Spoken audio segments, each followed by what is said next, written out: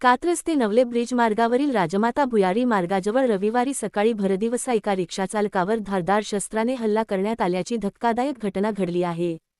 जुन्या वादातून हा हल्ला झाला असून या घटनेमुळे दत्तनगर चौक परिसरात काही काळ तणावाचे आणि भीतीचे वातावरण निर्माण झाले होते. आंबेगाव पोलीस ठाण्याच्या हद्दीतील दत्तनगर चौक परिसरात रविवारी सकाळी 10:15च्या सुमारास हा थरार रंगला. सूरज माणिक काळे वय 30, राहणार जैन मंदिराजवळ, कात्रज, पुणे असे या हल्ल्यात गंभीर जखमी झालेल्या रिक्षाचालकाचे नाव आहे. रविवारी सकाळी सूरज काळे हे कात्रज नवले ब्रिज मार्गावरून जात असताना राजमाता भुयारी मार्गाजवळ हल्लेखोरांनी त्यांना गाठले. काहीही समजण्याच्या आतच हल्लेखोरांनी सूरज यांच्यावर कोयत्यासारख्या धारदार शस्त्राने सपासप वार करण्यास सुरुवात केली. अचानक झालेल्या या मारहाणीमुळे परिसरात एकच खळबळ उडाली.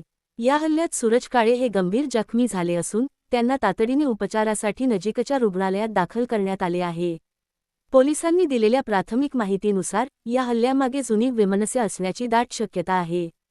2 ते 3 वर्षांपूर्वी प्रवासी भरण्याच्या आणि रांगेत रिक्षा लावण्याच्या कारणावरून सूरज यांचा काही जणांसोबत वाद झाला होता.